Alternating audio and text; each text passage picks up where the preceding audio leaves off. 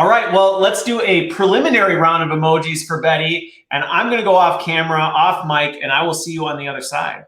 Sounds good. Well, hello, everyone. I'm loving the chat. Y'all are wild and crazy, just like me. I'm very excited about that. And I will say for sure that the more you participate, the better the show. So keep it up. Hi. I know there's some friends and fans in the audience, so I'm excited to have you guys here. So we're going to talk today about how to launch AR with 7 taps. And I don't know about you, but I know that a couple of people I told I was talking about this said, wait, what? You can do that? How, if I'm already holding my mobile device, how can I launch AR? I can't scan a scan. Can't triple stamp a double stamp, right? So I'm going to show you exactly how to do that. So what you will need in order to fully participate is your mobile device. You're only going to need your camera on this one. So make sure you have that at the ready. Chris, you got yours ready? You ready? Okay, good. All right. Betty Dannewitz. I always am ready. Ready for anything, Betty. Good. Glad to hear it. I do not have all the fun, fancy pictures that Claire had, although I really enjoyed them. But let me just tell you, my day job, I'm a solutions architect for Blanchard. You may have heard of us before. We were formerly known as the Ken Blanchard Companies. We're a leadership development company. And I work with our clients to create custom programs specifically for them with our amazing world-class content. So that's my day job. I'm also the founder, CEO, the actual Betty of If You Ask Betty. And you may have heard of me as If You Ask Betty. A lot of people have. You'll notice the little, the logo. This is definitely the picture that it was fashioned after. And just a little tidbit, little piece of trivia. I got that logo off of Fiverr. Somebody in Sri Lanka made it for me for $100. Best deal I ever got.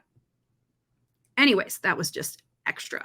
So if you like podcasts, check out my podcast. It's called the If You Ask Betty podcast. It's about all different types of development topics for all kinds of learning professionals. Kate has been on the podcast. And Chris, I'm not sure why you haven't been on the podcast, but we should make that happen. Okay, I'm game. I think it's because you haven't invited me until just now. Oh, I've done a few casting calls, but okay, we'll blame me. That's cool. All right, very good. So awesome. So let's keep on cruising. So my question for you is, what is augmented reality? And so this is a great time for you to put in the chat. How would you define it? And that's what we mean when we talk about AR. What is augmented reality? Immersive, good. Pokemon Go, excellent example. It's the integration of digital information with the user's environment in real time. I don't know who said that, but that was pretty good. Did you Google that? Let's see. Oh, it was Kate. Okay. Yeah. It's Biggie-sized reality. Can't say I've ever heard it that way. Yeah, augmented reality is enhancing your reality with a digital overlay. That's exactly right. It's experiencing that digital content sort of superimposed on your existing environment, not to be confused with virtual reality, in which you are completely immersed and cannot see your existing environment. Does that make sense? How we sort of differentiate between the two. Okay, cool. So my next question is, where have you seen this before? And we heard Pokemon Go. Some of you played Pokemon Go in the last week. Don't lie. It's cool. Everybody, we still like you. We think it's pretty cool. I think Pokemon Go is fine. Target. Yes, you can actually, on the Target app, if you're deciding to buy a KitchenAid mixer, you can use augmented reality to see what it looked like on your counter. I'm not really sure we need it for small appliances, but it's still fun. Amazon, absolutely. Wayfair, great way to see if that couch is going to fit. By the way, if AR says it's not going to fit, it's not going to fit. Don't order it. They have it for lipsticks. That's correct. Their Living Wines is so cool. So those of you who shop at the Target, the next time you go down the wine aisle, check out 19 Crimes Wine. And if you download the Living Wines app, literally the label comes to life and it will creep you out for reals. They have Walking Dead version, they have Snoop Dogg, and then they have all these people that were like convicted of these terrible crimes. Anyways, so check that out. So the thing is, what I'm trying to point out to you is you've all experienced AR in some way, shape, or form. In fact, you may have even used it today. If you used a face filter on Snapchat or Instagram, you've used augmented reality. So my point with all this is AR is a great way to push some information and learning in a dynamic and immersive way. And so what I want you to do is I want you to get a chance to experience a few more, maybe more learning-centered augmented reality. So go ahead, pull out that mobile device. I want you to open up your camera, and I want you to give this a scan. Now, some of you may recognize this picture. If you do recognize it, let me know in the chat what you think. Oh, Schitt's Creek. Very good. Yeah. So what you'll find here is Schitt's Creek is one of my fave shows. I've watched it, the whole thing at least 4 times, and I'm not even sorry. So yeah. So, oh, by the way, I did actually, just a side note, recently went to Walt Disney Land and rode Guardians of the Galaxy with the guy that played Ray, the real estate agent. So those of you who are a true Schitt's Creek fan, you will totally appreciate that. Anyways, side note. So this is a quick quiz on Schitt's Creek. And if you get to the end, you know, you're like, it's like, hey, great job. You did it. Now, granted, you're probably not quizzing your learners on Schitt's Creek, but I bet you there's a few things that you'd love to do a knowledge check sort of mid-journey to be able to check in on that. Let me show you another example. So you're going to go ahead and, again, with your camera, scan this. This is a set of resources that I created for a talk I do called Taming the Imposter Monster. So it's all about imposter syndrome. And so once you take a look at this, you'll find there's a button that says place. And so you're going to place it and it's going to stick there. And if you tap one of the monsters, it'll take you to some of the resources. So if you're looking for a way to add additional resources or even link out to other things, this is another great way using augmented reality. Now, all of these were created in Zapper, which I'm a big fan of, largely because they're cheap and easy. The 2 biggest requirements I have for any software. And so a lot of these are, all of these are made through that. Okay. It should work on iOS. You should be able to just, you have to accept, you have to accept, you have to say allow. You have to allow everything. I'll allow it. Yeah. All right. I've got another one. You want one more? You guys want to see one more? Okay. A couple of, oh, good. There go all the thumbs. Okay. Okay. So this one, you're going to have to get pretty close to the screen. How many of you use job aids on the regular? Or sometimes we call them in the flow of work, formerly known as job aids. So this is an example of one where they could have a job aid, they could scan the job aid, and it will pop up additional videos. So once you get this to scan, which you may have to zoom in a little bit, once you get it to launch, it will launch 6 or 8 different Beyond videos that are all about working from home. And so this is a way to curate content and have it ready at basically once they scan. All right. Thoughts, feelings, emotional outbursts about what you've seen so far. We're getting hearts and yeah, people like it. Cool. Very cool. You want to, should we do just one more? How much more time do I have? All right, one more. You talked me into it. Okay.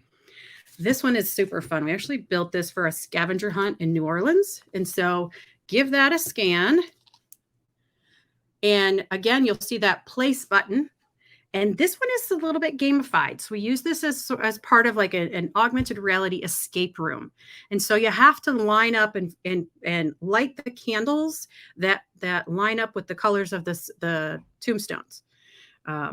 So give that a try and then you'll win. And I think at the end you get to take a selfie. I would love it if somebody could throw one of those on social and we could check it out. So you're doing all this scanning, you're checking it out, and it's like, okay, Betty, this is great, but this is a microlearning conference. Why are we talking about augmented reality? Okay, well, hold on, I'm getting there. So I just wanted to make sure you guys knew for sure what I was talking about when I said AR, right? And you knew for sure that that's what I'm talking about. So again, we've scanned in order to get to all these. How are we going to scan if we're already in our mobile device? Great question. I'm glad you asked. How can we use them together to make a dynamic learning experience? So I'm going to give you 3 super fast, easy steps. And let me tell you something. I do know how simple this is, and I'm doing that on purpose. Okay, so here we go. Step 1, create your awesome, fantabulous, super cool 7 taps course. Okay, I think most of us here know how to do that. If not, I bet you Claire can help you. I know Chris can help you. I know Kate can help you. I could help you. So that's first step. Second step, create an awesome AR experience. I don't know how to do that, Betty. I know, but I don't have enough time to show you. So if you want to learn more about that, connect with me on social. I'll be happy to help you. There are short, quick classes. I have some self-paced stuff that might be able to help you. Zapper has a course out that they're getting ready to launch all about augmented reality and learning. There's lots of opportunities to learn how to do that. But here's what I will tell you. Are you listening? If you can create a PowerPoint slide, you can create augmented reality. That's what I said. So if you're on here and you can't create a PowerPoint slide, this is not the conference for you. You can hang up now. There's another set of skills that you need to go get. But most of you, I feel like, can do that. And so if you can do that, you can create AR. Okay, now here's the clincher. We're going to use deep links to combine the two.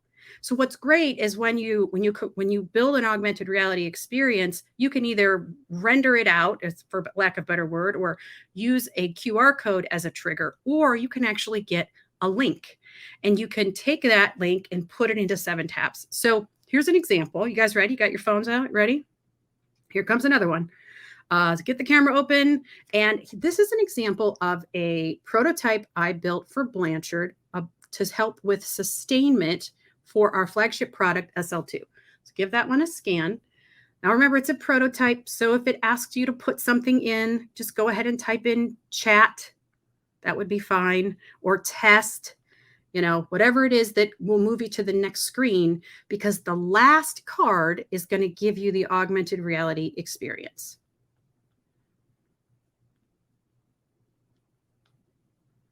All right, I'm giving you guys a second here. My phone is laughing at me because I've been scanning too many codes today.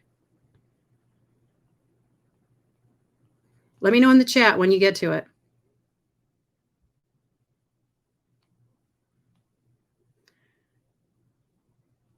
So what we have found with augmented reality is that one of the fastest, easiest, funnest ways to add it to your learning solutions is with face tracking, which I got to be honest, when I first learned about AR, I was like, how am I going to use, I was working for an insurance company. I was like, how am I going to use face tracking to teach insurance operations people? But what we found is it's a great way to do non-credentialed digital badging. So this is not the only use for it, but it's a really cool use case for it. So once you get to the end, you get to that last thing that says you are an SL2 boss, and you tap the link, it brings up an opportunity. It brings up like a face opportunity, and you can grab a sticker and drag it over. Okay. If I can, I'm going to try to share my screen. Is that okay? Okay, good. Cause I'm going to do it. Here it comes. I want to show, I can't show 2 things at once. Oh, wait, here, I got it. So here is an example, just to make sure you can see as you go through and you get to this right here. When you click on it, you can even do this through your mobile browser. You can choose a sticker. It's kind of sideways because I'm using the laptop, but you can choose a sticker and you can put it someplace. And if I could pinch, I would pinch like on the screen, and then I could take the picture and I can save it. And so that becomes sort of a non-credentialed badge. All right, let me go back to my presentation, please. Bear with me. And okay, you guys want to see one more? I've got one more example to show you, and then I would love to take your questions. Okay, this is a gamified prototype. So again, the key word here is prototype. So while not all the buttons work the way they're supposed to, this will definitely show you what it might look like to build a game into 7 taps and allow the win to be sort of that selfie. So go ahead and check this out. Chris, did you do this one? I did not do this one yet. Super fun gamified journey, a prototype that we built for a well-known shipping and delivery company. Just going to leave it at that. And then when you get to the end, again, we have that selfie. Now, this is just the examples I have to show you, but anything that you saw in those other examples can be done in this same way. In fact, this selfie has a halo, as it should. So it could be done in the same way. So any of those other examples we saw in the beginning, we could use a link instead of a QR code to take them directly to their browser and to the Zapper app as well. That's not an app, it's the browser. Okay. That's the most of my spiel, but I want to tell you this. Coming up soon in October, I'm going to be at Learnapalooza, which is a Seattle-based, it's a smaller conference, super fun. And we're building a scavenger hunt, and that scavenger hunt is going to be 7 taps with augmented reality involved. And so there's two reasons I'm telling you this. Number one, I want you to know that you should keep trying to find cool ways to use 7 taps and blend it with other technologies like Zapper or another AR. And 2, I need your ideas. If you have any ideas about a really cool way to do a scavenger hunt or something fun, maybe you're from Seattle, I don't know. Let me know. I would love to hear what it is that you think we should do with that and how cool you think it might be. Goose Chase is fun, but we're going to be inside a building. So, all right. Questions, comments, smart remarks. I love it. Well, first of all, let me just say, let's get a round of emojis for Betty on this one. Not only bringing people a greater awareness of what augmented reality is, but also some really creative ways for how to use it, which I love. We've got a theme of remixes going on here. So, we started with the wide remix, and now you brought in the immersive tech. I'm a big fan of even just some of the practical ways that you brought this up in terms of using it. I often find giving people examples where they can see it and experience it makes such a big difference. I remember using AR 15 years ago to help with real-time performance support. So some folks are like, this is a new thing. It's like, no, it's been around for a really long time, but now it's so much more accessible. Yes. And it brings a level of engagement that you just can't have in other mediums. Agreed. There's 2 questions I would love to answer, if that's okay. One of them is, one of them was, how long does it take to build this? Once you have your That was one of the ones that was in the chat, so go for it. Once you have the content and the assets together, you can build something like this in 15 minutes. All of these I built in 15 minutes. That includes the 7 taps time.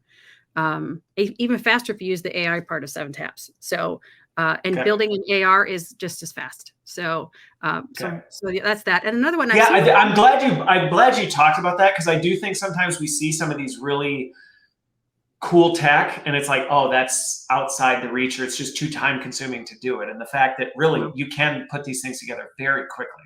It's cheap, it's easy, it's fast. If you are an L&D, every skill you have to create e-learning or to create PowerPoints all transfers over. Completely transferable. The other question that I keep saying, I'm curious, before you go to the next question, I'm really curious what you end up doing to the scavenger hunt, because way back when, this is like 10 years ago, we did one in higher education, and that was the whole thing was for all of new admissions advisors, they would literally have to go through the campus, and we used augmented reality where they had to go hunt down all the different codes to actually find out, what is the significance of this and why does this matter and all this stuff. And they had a little guidebook that they would get stamped as they actually went through. It was brilliant. I like stamps. The other question that was in here, I've seen it go by a couple of times, is the question around accessibility. And people are saying, don't forget accessibility. I have something that I'm going to say that's going to blow your mind. When it comes to immersive technology, when it comes to anything we're creating in learning, accessibility begins in design. It's really not a tool-based issue. It's a design issue. Completely agree. So when you start to design, you have to design for accessibility, not expect to be able to hit a button and it changes everything for you. We got to change our mindset on that, because when it comes to AR and VR, there are very few things that we can't design properly that are accessible. And screen readers are getting more and more progressive. So soon they'll be able to read whatever's on the augmented reality as well. So we're not quite there with that, but we're getting close. So anyways, off my Yeah, soapbox. no, it's, I'm really glad you brought that up, because that is as accessibility continues to rise in the conversation, there is often this like, well, how do we get a tool that does it? And to your point, it's not, I mean, are there tools where you have to think more creatively around it? Yeah, there certainly are, but there's not necessarily a magic tool that's going to fix that problem. Correct. So thank you so much for that. And Aaron, you asked a question about the Apple Vision Pro. That is way too big of a conversation to get into here. I actually did a YouTube video on my channel on that topic specifically. So we won't get into that, but there is a bright future in terms of where some of this tech is going. So more to come on that, Betty. Maybe we'll come back and we'll do one of these, you know, in headsets or something like that. But for now, that's not the conversation we're having. Yep. All right, and I'm going to take you up. Okay, well, I will join you on your podcast. Okay. So we'll just coordinate that.